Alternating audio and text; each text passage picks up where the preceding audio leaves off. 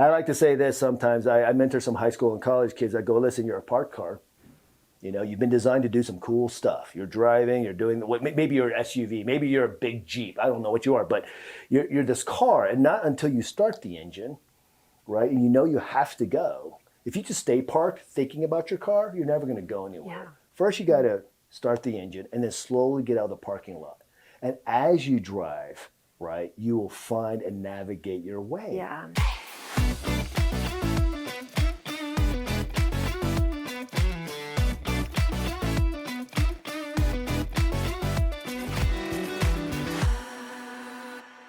What's your purpose? Discovering it is golden, but activating it is next level. Hi, welcome back to Talking with Teri TV. I'm your host, Teri Cardula, and today we have an extraordinary being, John DeYoung, who is a global impact leader. Welcome to the show. Thank you very much for having me on the show. Yes, I'm so excited. Okay, so tell me a little bit about your story. I've known you for a little bit here, but when we sat down with you and really started unpacking and hearing about your story, like I was blown away.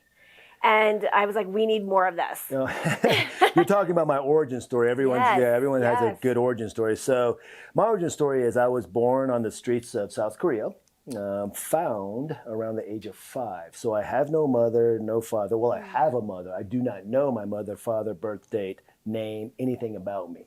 So that's a fascinating story. And then I was adopted around the age of 6. And so I survived the streets. We don't know when I was left on the streets, but they knew that because of my behavior and what the police actually picked me up. That's an interesting story in itself. But when they picked me up and took me to the orphanage in Seoul, Korea, we come to recognize and realize that I was very street savvy, and I knew a lot about everything, right? You're talking, I knew a lot about drugs, sex, rock and roll, all that at the age of a young boy. And so they don't know where I was raised, but it was my first 5 formidable years was the streets of South Korea somewhere.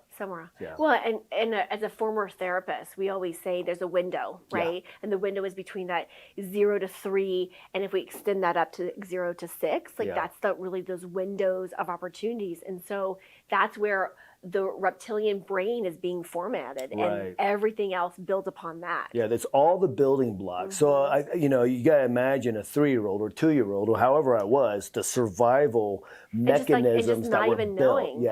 In order for me to survive, and somehow I did survive. Do you have active memory of some of those things? I mean, usually around 2.5, 3 is when memory comes on. I have 0. I have a couple scars that we don't know where they came from. They're small. They're not like big knife wounds or anything, but I got a couple scars here on my body. But other than that, I have no memory of being in an orphanage on the streets. I also have somewhat of a mental capacity to sort of block out terrible times in my life, which I don't know how healthy it is. It keeps me happy and joyful. I'm not like sitting in my pain and trauma from the past, but the brain has a brilliant way of doing that, compartmentalizing. To protect yourself. It's to protect yourself. It's so that we can survive it and we can overcome it. Yeah. Wow. Okay, so then that brings you up to, kind of where, bring us back up to what you're doing today. Yeah, so full circle, I mean, that's like 96 years of life, just kidding.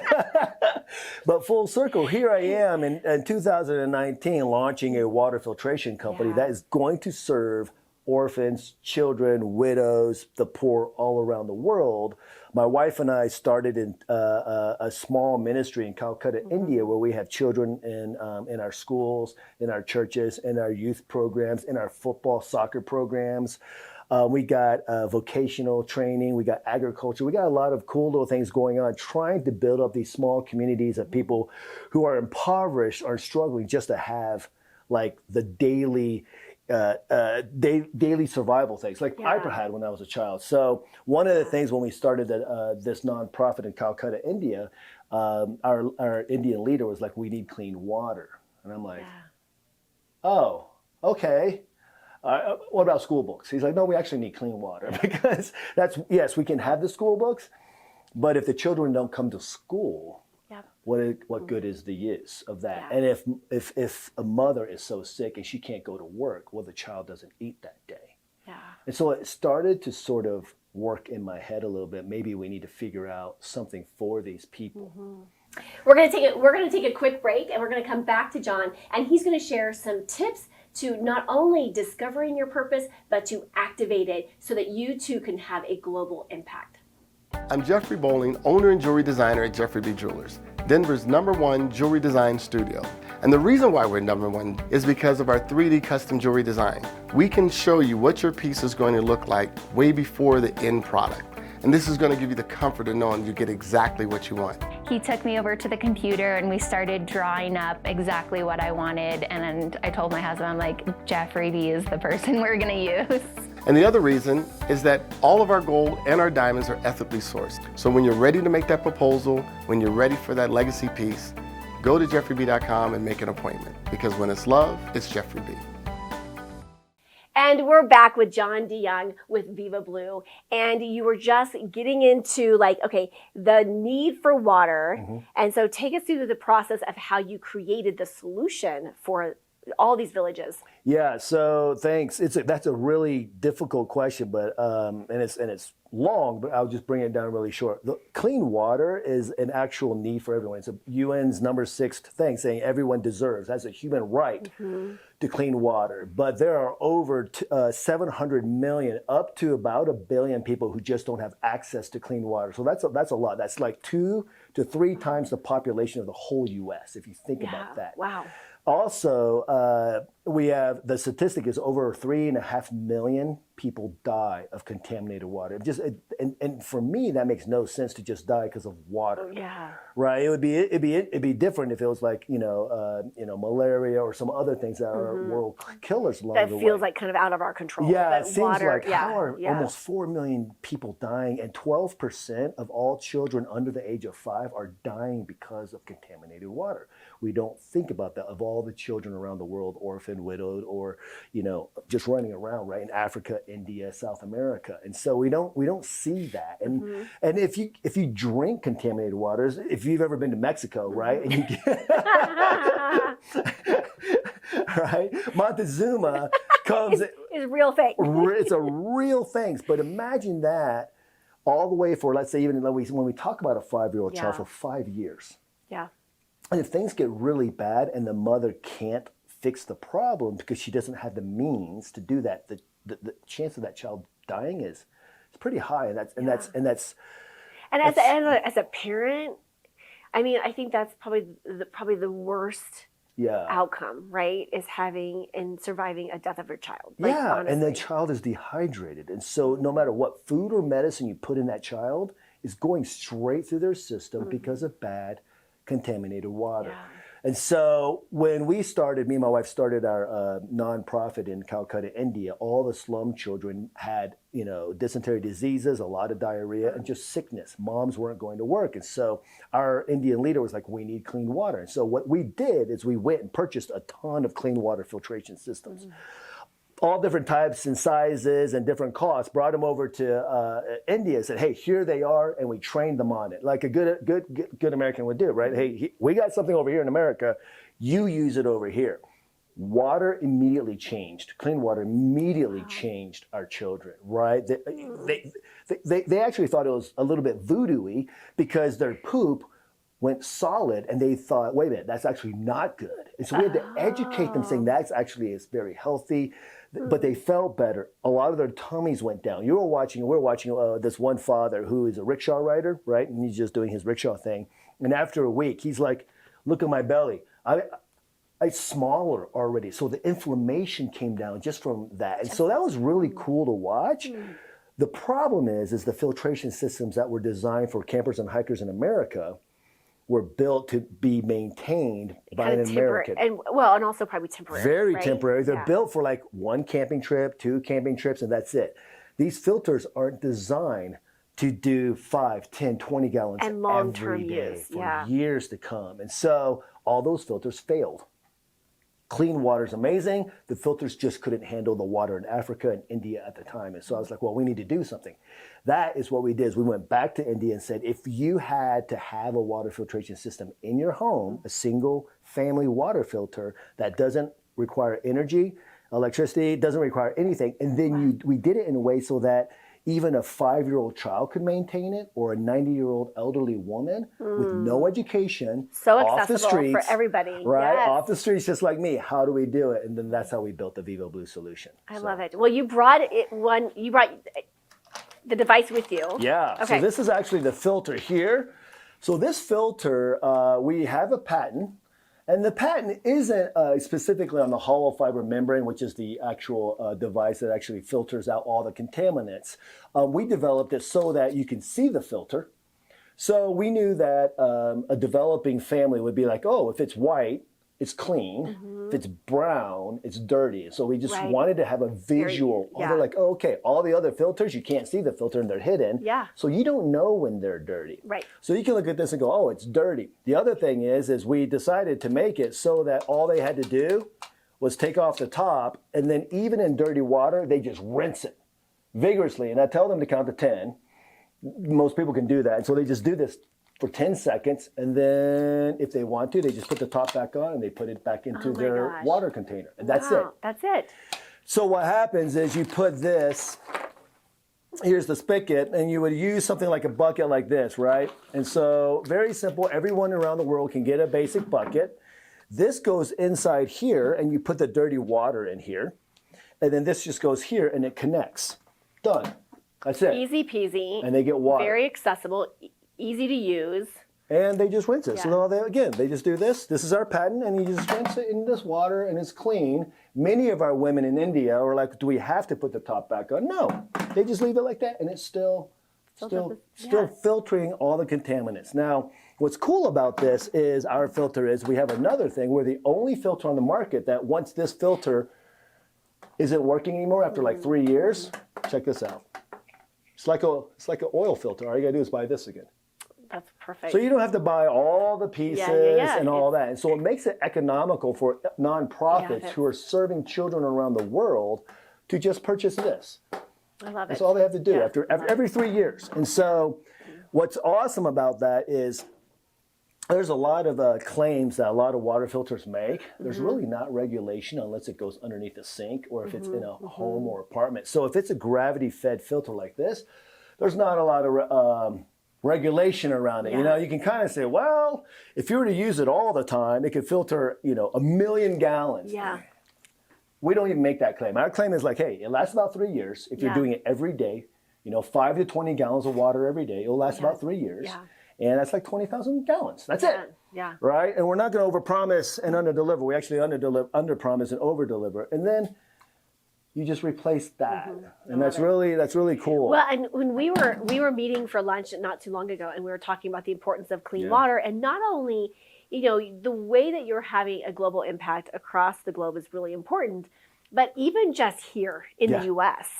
And we were talking about the chemicals that are in our water and how we can use this here in the US to safe, clean drinking water. And now we were talking, and you happened to talk about like your dog water. And honestly, I went home that next day and I saw the ring. And I'm like, oh, John was right. And I was like, okay, I'm gonna have to get one of these now and use it just for my dog's water, because we have a filtration system, but I'm gonna have to do this for our own home, because I realize how important clean water is to make sure that we're taking out the chemicals that we have in our water here. Yeah, exactly. So where we were living in Parker, my wife did look at our dog water bowl, and there's that sort of orange tinge, whatever it is, in that bowl, and you're looking at it going, huh? And if you clean it, it goes away. It goes away, and you forget about it. But the dog is actually probably lapping up some sort of copper, maybe iron, maybe some rust, maybe some other things in there that are all that color and stuff. And so it actually does eliminate the metals, all the microplastics, every bacteria, contaminant, parasite, cyst possible. Right, and even some viruses. Coronavirus cannot go through our filter. It's too big. And so the way our filter works is a barrier. It's like a tube. It's like a straw with all these micro micron holes. And the bacteria sort of lays on top of that fiber and it can't get through. Only thing that gets through is the water. So, yes, Vivo Blue filters are good for emergency preparedness in America. It's good for camping and hiking. It's good for RVs. It's good for your dog.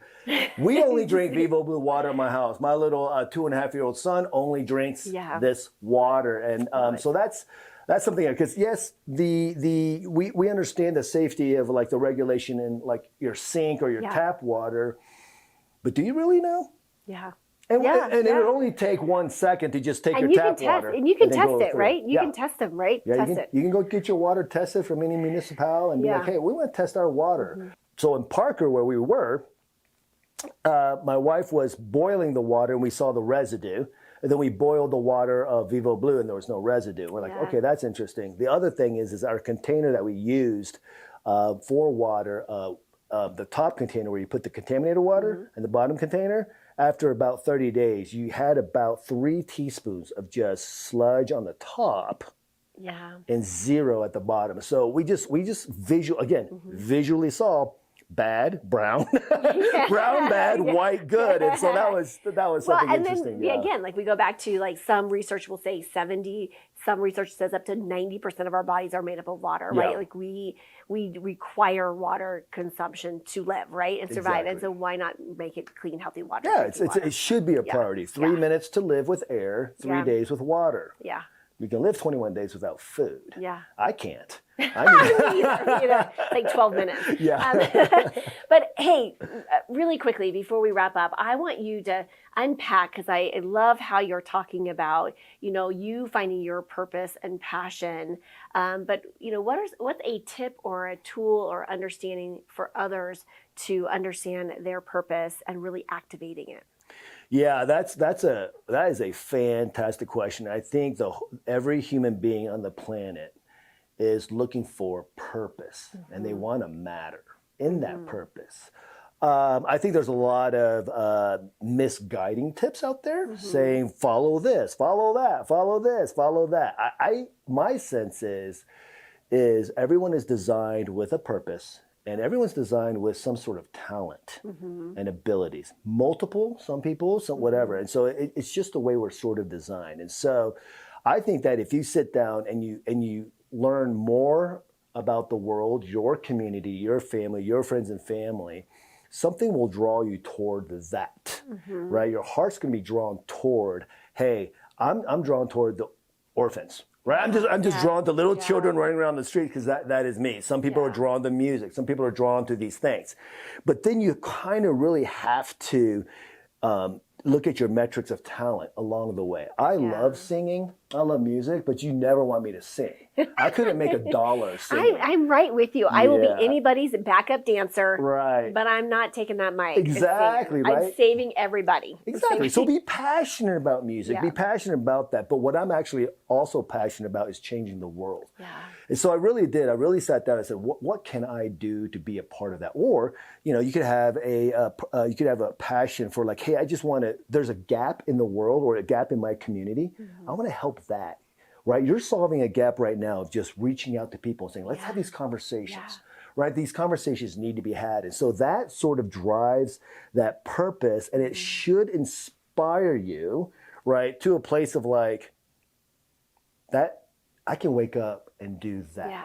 And it's not always about doing, but I want to be that. I literally was just talking about this on the drive-in. I was doing a quick video and I said, I'm exhausted. I'm tired. Yeah. I said, I just got back late last night, a flight coming in and doing this. And I said, but I know I did some of my energy work and I knew as soon as I stepped in here, boom. And I do, like the energy's here because it's when you're in your zone, you know it, you feel it, you connect with it. It's there. Yeah, exactly. And a lot of times when people discover their purpose, they expect it to be easy. It's not going to be easy, but it does bring you life, right? And it brings you joy and all that. So the journey is like, for me, like walking a 14er. It's like you get your backpack on and you know what you need to take with you. But as you start, there's going to be these boulders in your way, moments where you think you're going uphill, but you're actually going downhill, right? And then there's opportunities. There's going to be times where you come to a false peak and you're like, I think I've made it, but you never get there. It's just understand the journey, find joy in that journey, and then find that purpose. And it could be simple as, hey, I want to teach children math, or I love my son's swim teacher. Yeah. She just loves to teach children how to swim. Amazing. Yeah. That's amazing. That's what gets her up in the morning, and that's what forces me to get up at 7 a.m. because I have to go take them to swim lessons, right? But that's sort of it there too. And then to activate it, to actually go at it, is a lot of times people are like, oh, then I want to go change the world, so I'm going to start this thing that is going to impact 1 million people. That doesn't even have to be it. It could be like, I want to just impact my friend. Yeah. I want to be part of that. And so to activate it is you have to start. I say to and you can start small. You can It's start one tiny. step. Yeah. You can I start remember. tiny. Yeah. I remember starting these little planners, and it just started with me going to Kinko's and printing one, and it was I was using it, right? And then it evolved, right? Yeah. So I like to say this sometimes. I mentor some high school and college kids. I go, listen, you're a parked car. You've been designed to do some cool stuff. You're driving, you're doing, maybe you're an SUV, maybe you're a big Jeep. I don't know what you are, but you're this car, and not until you start the engine, right? And you have to go. If you just stay parked thinking about your car, you're never going to go anywhere. Yeah. First, you got to start the engine and then slowly get out of the parking lot. And as you drive, right, you will find and navigate your way. Yeah. And that's sort of it. So I love it. Okay, we're out of time, but oh my gosh, so juicy. Where can people connect with you at and follow you on social? They can, so on social media, it's Vivo Blue Water. It's blue without the E, so it's VIVOBLU Water on social media. And then our website is vivoblue without the E .com. I love it. Thank you, John, for being just a brilliant being who is taking that one experience that you had and transforming the world and really having a huge global impact. So thank you for all the work that you're doing. And I'm excited to share your message with the world. All right, everyone, as always, be bold, be brave, be fearless, be the magic of you. Massive love, and we'll see you on the next episode. Thank you for joining me today. Don't forget to like and subscribe. Make sure you hit that notification bell to find out about my upcoming shows. Thank you for tuning in today, and I'll see you next time.